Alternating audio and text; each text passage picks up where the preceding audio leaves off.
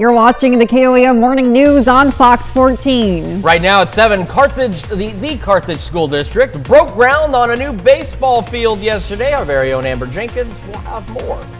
Also, Pitt State announces a new scholarship with hopes of making education more affordable. And even though it's a bit on the cloudy and chilly side this morning, we are going to clear out a bit. We're going to warm up a bit, and then we're going to rain a fair amount. We'll talk about that in that forecast. Get you out the door coming up. The 4 states' most watched news starts now. Good morning and welcome to the KOAM Morning News on Fox 14. I'm Elise Noe. And I'm Chris Warner. It is just after 7 a.m. on this Wednesday morning. We're halfway through the work week. Halfway through, hump day. I tell you, yeah, hump day. Here it is. Yeah. It's here. Yeah. Nothing we can do. No, we can't. No, we show up. There have been times I've woken up on a Saturday and thought I overslept for work. Oh my gosh, did you get ready for work? Yeah, you go through the 5 days, and once you get to that 5th day, you're so in tune with the alarm, go to work, alarm, go to work. Well, we will see if I show up here on Saturday. Surprise the weekend crew again. I'm back. It can happen. It has happened, and so hopefully that doesn't happen to you. And baseball players in Carthage have something to be excited about, yes, don't they? They do. There has been years of talk to bring a baseball field back to Carthage High School campus. Well, the wait is over as the school district broke ground yesterday. KOAM's Amber Jenkins has more. And I just think all around it'll bring us together more as a better team. Phase 1 of the Carthage High School baseball field is underway. With the podium representing home base, the players are eager to have a home field on campus, and the coach says this should improve practice time. One exciting thing is the fact that we will be closer to home, which steps from the high school, so that does save some practice time and just helps with the logistical issues. The baseball team has been using Carl Luton Stadium for practice, but with the $1.2 million+ stadium on the horizon, players are excited to practice on new turf. I feel like a lot of people play on turf fields, and we didn't have that to practice on. And so us practicing on a turf field will help us control the hops better, and I feel like it will help us a lot. They're focused on the task at hand right now, and yes, they're excited about being out on a turf field, but they also know that there's a season to play, and their focus is on that right now. But it's not just the high school baseball team that has plans for the new stadium. Other groups will also use the field, including kids, before they reach high school. We're trying to build a program that recruits students from young age up, and so the young kids can come and watch Carthage Tiger baseball right here at home, grow up watching Carthage Tiger baseball, and then when they get to high school, they'll be excited to play on our home field right here on campus. Reporting in Carthage, Amber Jenkins, KOAM News. Phase 1 and 2 of the new baseball field is expected to wrap up in September, right in time for the next baseball season. It's certainly got to be exciting for them to have that new field coming, knowing what they're looking forward to, especially those maybe, say, in junior high, getting ready to go to high school. They know they've got something really exciting to look forward to. Oh, good for them. I'm excited for them. And in the meantime, the grass out there needs a little rain, and we're going to get some. We'll talk about that rain in detail in a moment. Let's take a quick look outside, though. This is our camera on top of the Cornell complex in downtown Joplin. And as you can see, it is cloudy. It looks a little dreary, and it's a little chilly. Some of us are just downright cold this morning. We'll take a look at those temperatures as well. MoDOT camera, 32nd and range line. Again, cloudy, dark, dreary. Not the most exciting start to the day, but it's going to get better as we head into the afternoon. Right now, though, here's this temperature divide. No frontal boundaries or anything, just how the winds are blowing and the way the temperatures are warming. So to the south and east, we're warmer. We've got upper 40s out there and even sitting at 50 in Bonita. But as you head back north and west, we're still into the upper 30s, but we're starting to do better. Earlier, Neodesha had dropped down to 29 earlier this morning. So we are starting to warm up nicely across the area. We're going to have those mostly cloudy skies through about the noon hour, and then we're going to see them clear out. In fact, we're going to go mostly clear through the early evening, and then on the flip side of this planner, it's going to get cloudy again, and then we've got thunderstorm chances tonight. Highs today, mid-60s, so a little bit warmer out there than what we saw yesterday. We're going to talk more about the incoming rain chances and how long they're going to stick around here in just a few more minutes. Elise? All right, Chris, thanks. Well, Nikki Haley will suspend her presidential campaign. That's according to 3 people with direct knowledge of her decision. The decision by the former South Carolina governor and UN ambassador Wednesday will leave Donald Trump as the last remaining major candidate for the 2024 Republican nomination. Haley is not planning to endorse Mr. Trump in her Wednesday announcement.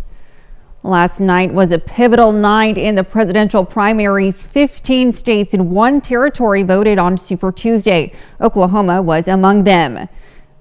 Donald Trump continues his dominance among Republicans in this state as Nikki Haley finished a distant second. She is expected to announce later that she is pulling out of the Republican nomination. Among Democrats, President Biden did face a handful of challengers in Oklahoma, but the incumbent president is the overwhelming choice of Democrats in the Sooner state. Some Libertarian candidates also competed for a spot on Oklahoma's November presidential ballot. Chase Oliver is the winner. And Pitt State looks to make education more affordable with a brand new scholarship program. The school says the idea behind the Great Gorilla Scholarship Program was to remove hurdles for students seeking a college education. Most notable, an ACT test score is no longer required. Awards are based on GPA only. The Great Gorilla Scholarship Program begins this fall. Over at Pitt State, the Bicknell Center was filled with the sounds of the symphony. The Pitt State Symphonic Band hosted a concert, but they weren't alone. They were joined by the Pittsburgh Hispanic Banda, the PSU Brass Ensemble, the Pittsburgh Community Middle School Choir, and the PSU Percussion Ensemble. And those are our top stories this half hour. Up next, we'll have a few cast members from Pittsburgh High School, The Lightning Thief, sharing their experience performing. And later, the Thrift Shop in Phoenix is taking things up a notch with a unique challenge. You're watching the KOAM Morning News on Fox 14. Miss Daisy's, where style meets comfort. Step space. Come shop with us at Miss Daisy's Home and Decor and give your home the makeover it deserves. Well, the Pittsburgh High School Drama Club is performing The Lightning Thief, the musical. Yandu Nath and Jocelyn Willett are with us this morning to share more. Welcome to you both. How are you guys doing today? Doing great. Yeah. Wonderful. Well, if you would like to tell me a little bit about The Lightning Thief, the play that you guys are putting on for the Pittsburgh community. Yeah, so The Lightning Thief is based on a book series. And it's about how Percy Jackson, he feels like he's doesn't belong, but then he finds out he's actually a demigod and the son of this hidden. Yeah, and then he at the same time is sent on this quest to find this lightning bolt that everyone's saying, you stole this, and he's like, what? I did not. So he has to find that lightning bolt, and it's a crazy quest. Well, it sounds extremely exciting. Can I ask a little bit why you all chose to do this play for this spring? Well, we really feel like it's just such a fun show, and it's really good with kids and everything, but also because the new Disney Plus series is coming out, we thought people might be interested to come and see a live performance of it, just to be more involved in this world, because we know that the movies weren't necessarily accurate to the book series, so we thought the play would be super fun to do. Yeah. Absolutely. What a cool thing to do, especially with the Disney Plus show coming out. And can you talk to me a little bit about the roles that you both are playing? Well, I'm playing Percy Jackson, and I'm going to be Annabeth Chase, so it's going to be really fun. Yeah. Wonderful. And can you tell me a little bit who Annabeth Chase is to Percy Jackson in the world of the Lightning Thief? Yeah. So Annabeth, her mom is Athena, the goddess of wisdom, and she meets Percy at the camp that they all go to, and she's really tough, and she doesn't think that she's like, should he get a quest or should she? Okay. And so, and the whole time she's really just a support for Percy during the whole show. She's really just shows him how to be strong, I feel like, and what it is to really be a demigod. So that sounds really exciting. And can you talk to me a little bit about times, locations, dates? Yes. So this show will be at Pittsburgh High School. It will be March 7th through 8th at 7 p.m. and then March 9th at 2 p.m. Wonderful. And so opening night is tomorrow night. Yeah. How are you guys feeling? Tired. Yeah, really tired. It's been really long. long process, but it's worth it. Well, I am so excited for you guys. Can you talk to me a little bit, just real quickly, about the cost of admission to come and see the show? I think it might be $5 for students, and then it might be like $7 for community. But yeah. Well, wonderful. Well, thank you both for coming in today. It sounds like the show is going to be really something so fun to come in and see. So make sure you go check it out. Tomorrow is opening night at Pittsburgh High School. Thank you again, you guys. Thank you. Thank you so much. We'll be right back. Feels good to be home. Ashley's Orange event is this weekend. For 3 days only, shop some at the 80% off your entire purchase or get 0% interest for 5 years with 0 down. Shop the Orange event at your local Ashley.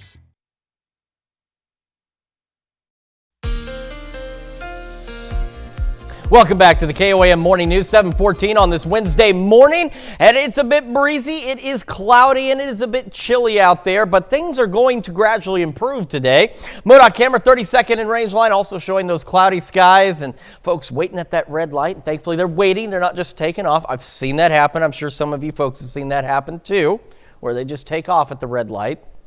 I've actually done that once. It was an accident. It's a long story, but I've done it once. All right. Mostly cloudy skies will continue into the afternoon, and then after noon, we'll see those clouds clear out rather quickly. By the evening, we're going to warm up. We're looking at highs right around the mid-60s. We're going to have mostly clear skies, and then later in the evening, the clouds will return, and then after 1 a.m., we're going to start to see a few scattered showers and thunderstorms out there. So here we are at 5. So a few of those scattered showers and thunderstorms across the area. These are just going to be plain old thunderstorms and some rain. Nothing really to worry about. However, as the morning progresses and we head later into the day, we're going to see more numerous thunderstorms, and some of these could be strong, low-grade severe, with wind and hail being the primary threat. And you can see throughout the day, showers, thunderstorms continuing across the area. Then we get a brief break by late tomorrow night. And then we'll see another round of showers and thunderstorms overnight Thursday into Friday, and some of those could be strong, potentially low-grade severe as well. So let's take a look at what those risks look like. So this is for really, again, overnight tonight, because we've talked about how day one works and it continues into the next day so far. Just some thunderstorm activity overnight. Then as we head into the late morning and into the afternoon on our Thursday, some strong low-grade severe thunderstorms possible. Now, this area has been expanded. You may recall yesterday it cut off right about here, so it's been expanded a bit. And then as we head through Friday, we'll continue that risk for some strong low-grade severe thunderstorms, especially into our southeastern counties. So, of course, we'll keep a close eye on all of that for you as we head through the next couple of days. Cloudy, as I mentioned, in Joplin right now, 46, feels like 41 with an east-northeast breeze at about 10 miles an hour. No cold fronts or anything, but we do have a temperature divide out here. Off to the northwest, we are improving. We've got upper 30s, low 40s. We even got into the upper 20s in Neodesha earlier this morning. The rest of us warmer, upper 40s and even up to 50 in Veneta right now. Heading through the morning, as I mentioned, we're going to hold on to mostly cloudy skies out there and be about 52 by 11. And then once we cross that noon hour threshold, the skies will begin to clear. We're going to warm up right around the mid-60s out there. Some of us a couple of degrees warmer, some of us a couple of degrees cooler, but all in all, not bad. As we head into the evening, we'll have that period of mostly clear skies out there. And then later in the evening, the clouds will begin to increase, and we'll get those scattered thunderstorms after 1 a.m. with our overnight lows right around the upper 40s and low 50s. As mentioned, the thunderstorms, of course, will continue into our Friday. We'll be into the 60s through Friday. A few lingering showers on Saturday, a little cooler, low to mid-50s. Sunny on Sunday, upper 50s, and we're going to warm back up Monday and Tuesday of next week, and we'll see some additional shower and thunderstorm chances as we head into next Wednesday and Thursday. That is a check of your forecast. We'll be back with more of the KOAM Morning News right after this.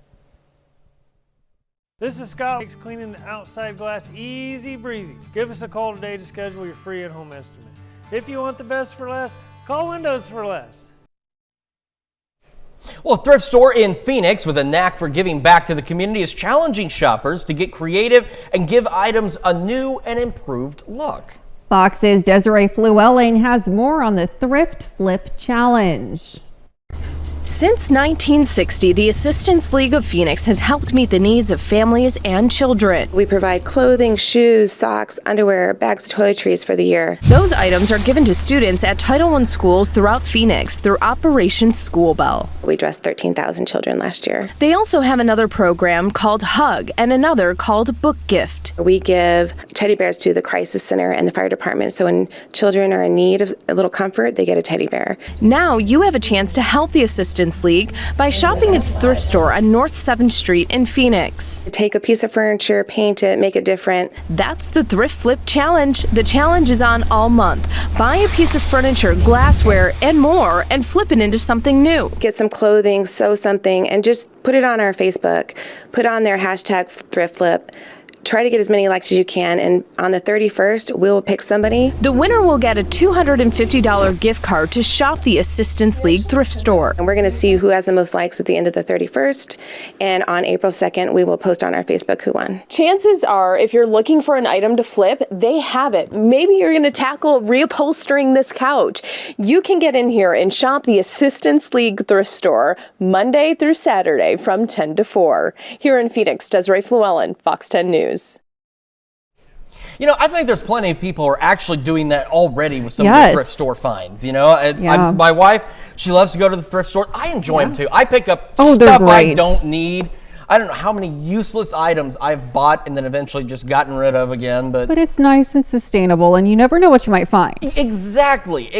We got a lot of great thrift stores here in our area, and a lot of them that support the community as well that you should check out. Absolutely. And maybe flip something, make it really cool. Maybe flip something. All right, well, coming up, a Pittsburgh business is teaming up with food banks to help fight food insecurities. And it is cloudy and cool this morning, and it is going to be warm and sunny later, albeit briefly. We'll talk about that in your forecast when the KOAM Morning News returns.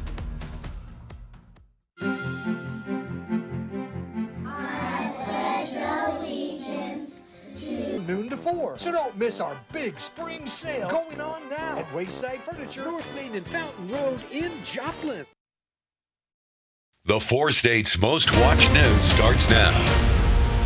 Welcome back to the KOAM Morning News on Fox 14. It's currently 7:25. I'm Elise Noe. One of the persons of interest in a Jasper County stabbing death is now charged with murder. Scott Burleson is charged with second-degree murder, first-degree robbery, and 2 counts of armed criminal action. He is still on the run. Authorities are also still searching for Paul Phillips, who's still only considered a person of interest and is not yet charged. Both are to be considered armed and dangerous. The Jasper County Sheriff's Office is searching for both men in connection with the stabbing death of Seth Langford of Carl Junction. Authorities say Langford was stabbed on Saturday and died of his injuries on Monday. The family of an Ottawa County jail inmate who died in the jail is receiving more than $1 million to cover attorney fees. That's on top of the $33 million they were awarded in the wrongful death lawsuit filed against the county. The case dates back to 2015 when Terrell Ellis turned himself in at the jail for a DWI warrant. 12 days later, he was seen on surveillance video complaining of pain and begging for help as jail staff mocked him. Hours later, he was found cold and unresponsive. You can read more about the case on our website, KOAMNewsNow.com. The city of Miami announces its new interim city manager. Tyler Klein will fill the position until a full-time replacement for Bo Reese can be found. Klein previously served as the interim position in 2021 after former city manager Dean Kruthoff retired. He has worked for the city since 2011. The search for a new city manager is expected to take 8 to 12 weeks. Kansas Governor Laura Kelly announces more than $14 million in funding to improve 37 airports in the state. In our area, the Atkinson Municipal Airport in Pittsburgh will receive $135,000 to replace its automated weather observing system. Chanute's Martin Johnson Airport will use $180,000 to install chain link fencing with barbed wire as a wildlife barrier. And in Iola, the Allen County Airport has 2 projects in the works totaling just under $665,000. The first for the design and the second for the construction of drainage and earthwork project for a parallel taxiway at the airport. Well, some Pitt State social work students are raising money for local organizations. The 5 students raised money by selling cookies and collecting donations. Those funds will support buying fentanyl test strips for the Wesley House in Joplin and the Community Health Center in Pittsburgh. The Wesley House will also receive feminine hygiene products, and money will fund school supplies for Pittsburgh's West Side Elementary. We want to show the community that social workers can help out in many different areas and just give the people in need just a little bit of support and love and show that they are cared for and that we care about them and want to help them in the best ways possible. The students also recruited volunteers for a prom for people with intellectual disabilities and raise awareness for mental health. One area of business is stepping up to help those facing food insecurities.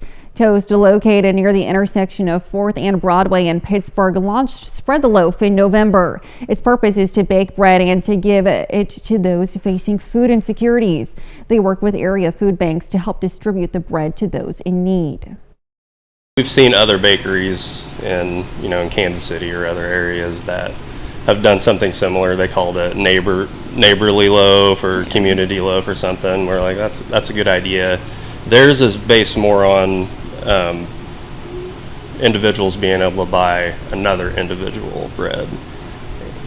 We thought there's probably a bigger need in the local food bank, so we kind of co-opted that idea and transformed it into what we're doing. So it means bringing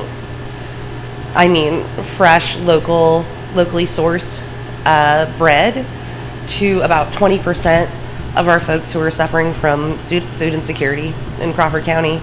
So it means a lot. It's a huge thing. Even if you can't spread the loaf yourself, you could share, and that's also spreading the loaf. So spread the love in any way you can. 1 loaf or 500 loaves, whatever you want to do.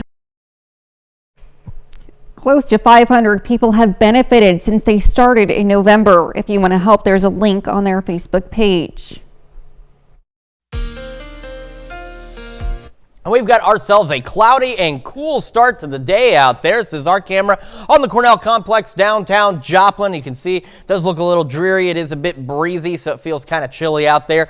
MoDOT camera 32nd in range line also showing those clouds, but some good news, those clouds will eventually clear on out of here. We have a little bit of a temperature divide, but it is improving. We're seeing more low 40s. Fort Scott now the cold spot at 39, and we've got a lot of upper 40s across the area as you head further to the south and east. Remember, Neodesha earlier this morning down into the 20s, so a big improvement out there, and we'll all continue to improve. Once we get past the noon hour, skies will actually clear rather quickly, and we're even going to be mostly clear as we head into the early evening hours, and our temperatures heading for the mid 60s. Once we get past about 7-8 o'clock, clouds will increase again, and then we've got shower and thunderstorm chances increasing overnight tonight and into the next couple of days. We're going to talk more about those thunderstorm chances and what we're looking at in terms of those thunderstorms here in just a few more minutes. Elise?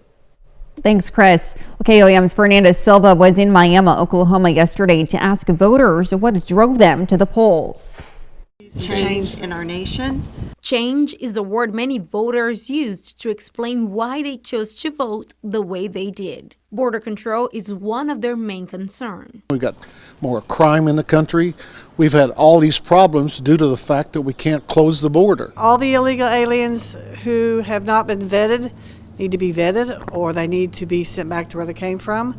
Not against immigration, just do it the legal way. Voters also highlighted gas and grocery prices as concerns. It's just to a point where a lot of people just flat can't afford it. I want to see things made easier for our families. Our country's in a mess. Many voters we spoke to are Trump supporters, and the economy in general is another issue that drove them to the polls.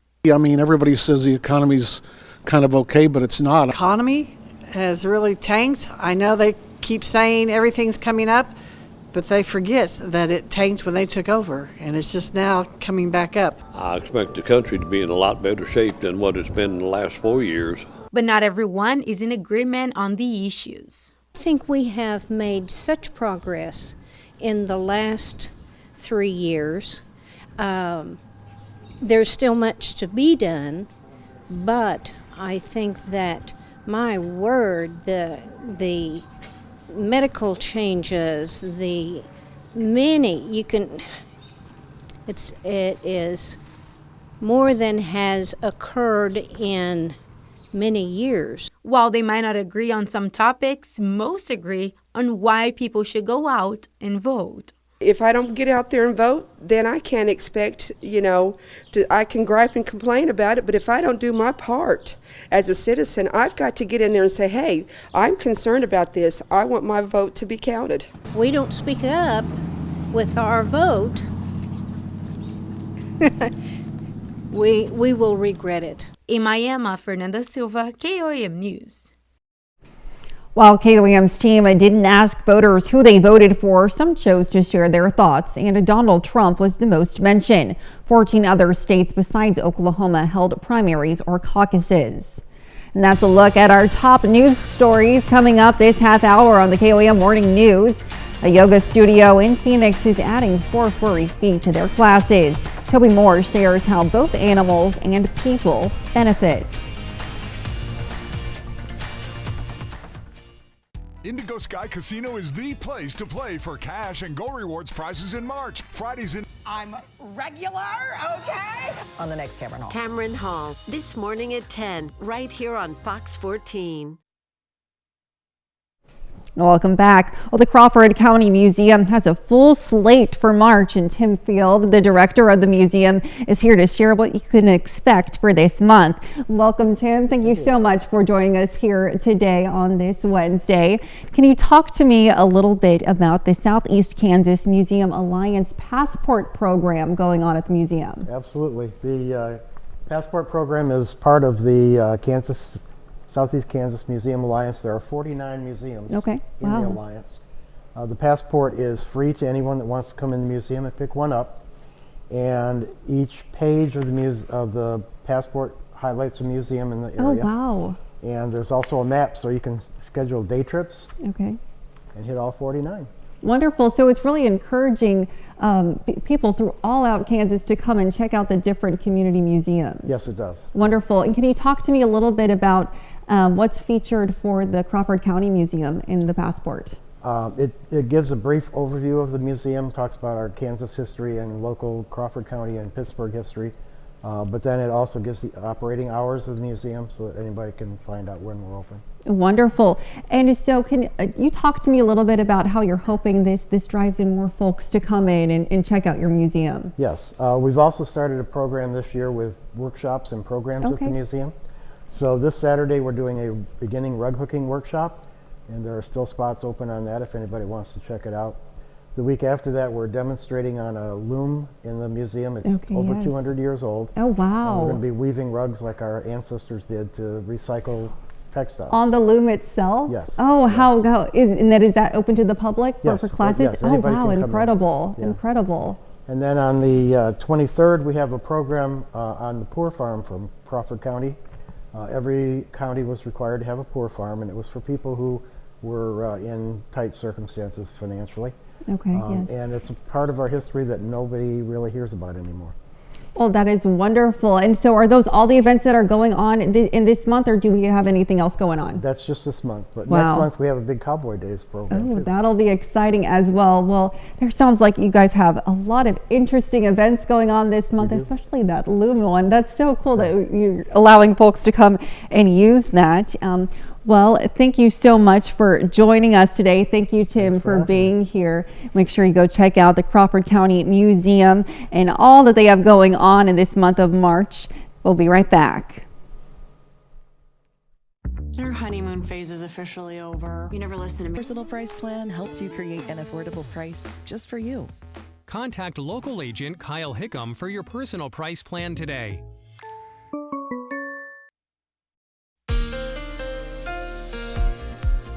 Welcome back to the KOAM Morning News. It is now 7:41 on this Wednesday morning. Another live look from our camera on top of the Cornell Complex, downtown Joplin. Still a bit breezy out there, but these winds will ease up a bit as we head into the afternoon hours, and these clouds that are out there will eventually go away as well. MoDOT camera 32nd and range line also looking pretty good aside from those clouds. Now, excuse me, as we hit about noon, we're still mostly cloudy, but these clouds will begin to clear out rather quickly as we head into the afternoon and evening hours, and for a period, we're actually going to go mostly clear out there, and our temperature's looking pretty good as well. And then late this evening, those clouds increase, and after about 1 a.m., we're going to see some scattered showers and thunderstorms across the area. Now, this initial batch of storms is going to be just that, some rain and some thunder. Nothing too significant, nothing really at this point to worry about. It's later in the morning and into the afternoon hours that we're going to see more thunderstorms, and some of these could be strong, low-grade severe, with hail and wind being the primary threats. So, of course, we're going to keep an eye on this for you, but these thunderstorms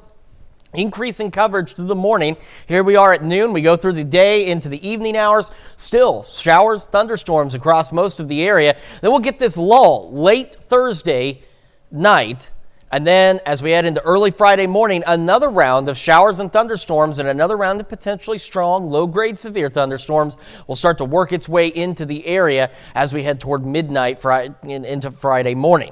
All right, so overnight, again, just some thunderstorms overnight tonight, not anticipating any severe weather. Tomorrow, though, we've got that low-end risk across most of the area for some low-grade severe thunderstorms possible, with the hail and wind being the primary concern. And as we head later into the day Friday, the severe threat shifts into our southeastern counties out there. So again, over the next couple of days, we'll keep a close eye on that for you. Our camera 7 and range line, again, it's a bit dreary out there, but it will clear out. 46 in Joplin, feels like 41 with that east-northeast breeze at about 10 miles an hour. Temperatures around the region improving. 39 Yates Center, 37 Iola, 39 in Fort Scott, the colder spots. Otherwise, we're in low, mid to even upper 40s across the area, getting close to 50 in Grove and Jay. Through the morning, again, we're going to hold on to those mostly cloudy skies, and we'll make it about 52 by 11. And then once the sun comes out this afternoon, temperatures really start to warm, and we're going to go right around the mid-60s. Some of us a little warmer, some of us a little cooler, but averaging the mid-60s for highs out there, and our northeast breeze will be about 5 to 10 miles an hour, so that'll ease up as well. As mentioned, we'll have those clear skies briefly through the evening hours. Clouds return late evening, and then we'll have those scattered thunderstorms after 1 a.m. tomorrow, and we'll look at lows right around the upper 40s and low 50s. The thunderstorms, as mentioned, will continue through Friday. 60s continue through Friday. A few lingering showers for us on Saturday morning. It'll be a little cooler, low to mid 50s. A little warmer Sunday, more sunshine, upper 50s out there, into the 60s to start next week. And we've got some additional shower and thunderstorm chances for us next Wednesday and Thursday. That is a check of your forecast. Now we're going to send it over to Elise with Consumer Watch. All right, Chris, thanks. Well, spring break season is signaling warmer weather and potentially higher gas prices. Data from the American Automobile Association shows as of Wednesday, the national average for a regular gallon of gas is up to 24 cents from a month ago and up 9 cents from a week ago. AAA says spring break is raising demand and prices. The jump in cost also comes with distributors switch to the summer blend of gasoline, which is a higher grade and more expensive to produce. A new report says home ownership is now beyond the reach of many. Data from Zillow reveals potential home buyers need an annual income of more than $106,000 to comfortably afford a home. That's an 80% jump from 2020. Wages, however, have lagged with a median income of 23% increase. Zillow says potential home buyers are now restoring to assistance from friends and family or house hacking, a term coined for renting out a part of their home for extra income. Chocolate prices could be on the rise again, and months of soggy weather and diseases may be the reason why. Cacao farmers in Ghana and Ivory Coast say their crops are getting ruined by fungal black pod disease and cacao swollen shoot virus. Now farmers are predicting a poor harvest for the major cocoa season ending in March. Farmers are convening in Ivory Coast, Abidjan, to seek solutions, but with the disrupted supply, significant impacts on the international chocolate market are inevitable. That's a wrap for our Consumer Watch this morning. Let's take a look at the market prices before the opening bell.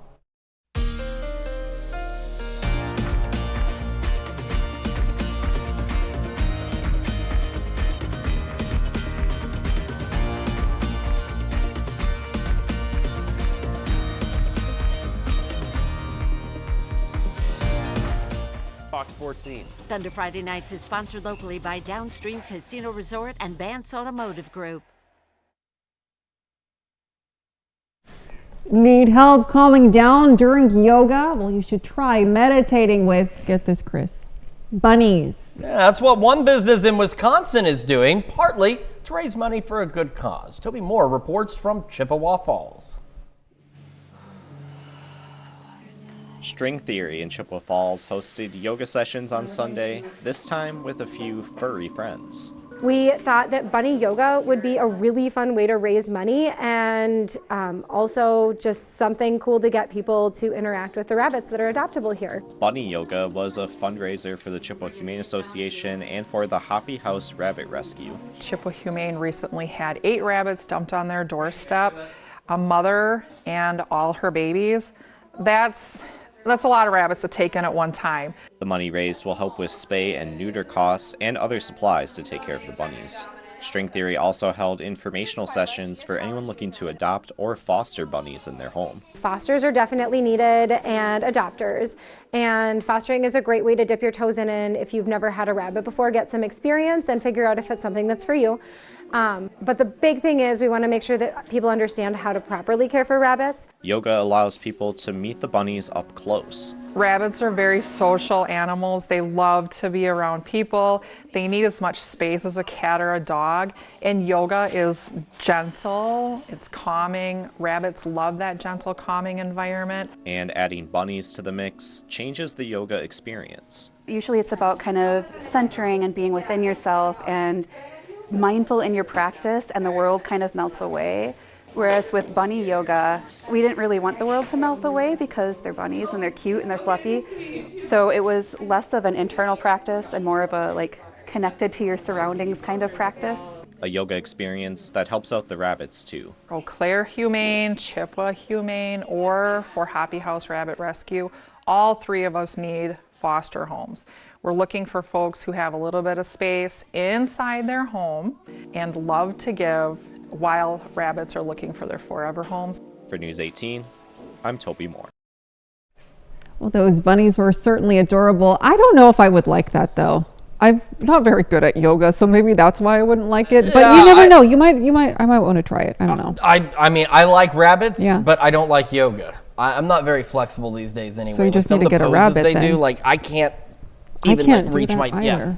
Look at us. We're not. We don't need to be doing that anymore. I don't think the rabbits are going to help us either. I don't They'll be think adorable, so. but they'll be cute, but I can't reach my toes. I couldn't even reach them. Exactly. What am I supposed to do? I have no idea. Well, there are no rabbits in our forecast. Actually, it's funny. Our weather system, for reasons I don't understand, I could put a bunch of rabbits on one of these graphics. Maybe one of these days I should. Maybe you should. Let's take a look at our thunderstorm chances for tonight real quick. Do want to go over that. For the rest of today, again, through the morning, we're going to be mostly cloudy, and then by this afternoon, we do clear out, and we're going to warm up. We're looking at highs averaging the mid-60s out there, and we'll have this period of mostly clear skies before clouds return this evening. And then after 1 a.m., we're going to see some scattered showers and thunderstorms out there. These initially aren't going to be a problem, but as we head later into the morning and into the afternoon on Thursday, we're going to see more thunderstorms out there, and some of those could be strong, low-grade severe. We get a pause, and then overnight Friday, another round of showers and thunderstorms rolls in. So again, just some scattered storms overnight tonight, and then some strong to low-grade severe thunderstorms for us on our Thursday, and potentially for some of us on our Friday, with hail and wind being the primary concern there. And of course, we'll keep a close eye on that for you. We'll be back with more on your forecast and the news you need to know right after this. Get ready to enjoy the final year. We are proud to salute Bob Barlow, a four-state hero.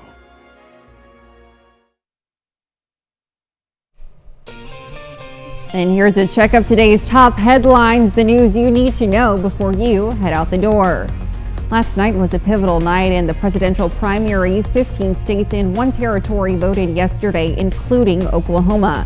Donald Trump and Joe Biden continued their dominance. Libertarian candidates also competed for a spot on Oklahoma's November presidential ballot, with Chase Oliver winning. Nikki Haley is expected to announce her withdrawal from the nomination later today. Kansas Governor Laura Kelly announces more than $14 million in funding to improve 37 airports in the state.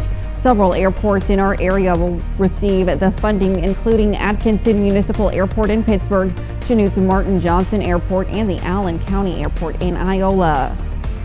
Fayette State looks to make education more affordable with a brand new scholarship program. The school says the idea behind the Great Gorilla Scholarship Program was to remove hurdles to students seeking a college education. ACT test scores is no longer required. Awards are based on GPA. The Great Gorilla Scholarship Program will begin this fall. All right, as we head through today, clouds will clear out this afternoon. We're going to go into about the mid-60s out there. Northeast breeze around 5 to 10. We'll have mostly clear skies for a bit this evening. Clouds will return, though, and we'll have some scattered thunderstorms beginning after, say, about 1 o'clock in the morning, with lows falling back into the upper 40s and low 50s. Thunderstorm chances continue Thursday, Friday. Could see a couple of strong, low-grade, severe thunderstorms with some hail and gusty winds. Of course, we'll keep a close eye on that for you. A little cooler Saturday with some morning showers, warming up to kickoff next week. More rain chances next Wednesday and Thursday. Set up to be a pretty enjoyable Wednesday. Not bad at all. All right, thanks, Chris. Over 100 Lego sculptures made up of over 1 million bricks are being showcased at the Art of the Brick exhibit in London. Artist Nathan Sawaya spent nearly 20 years of his life gluing together tiny bricks to create reimagined versions of some of the world's most famous art masterpieces, such as Michelangelo's David, Van Gogh's Starry Night, and Da Vinci's Mona Lisa. Sawaya says, quote, "I hope when people come to this exhibition, they get inspired." The exhibition is open to the public. Certainly some very unique creations. That takes a lot of work. Absolutely. Well, thank you all so much for letting us put the good in your morning. We will be back with more news and weather today at noon. Have a great rest of your day.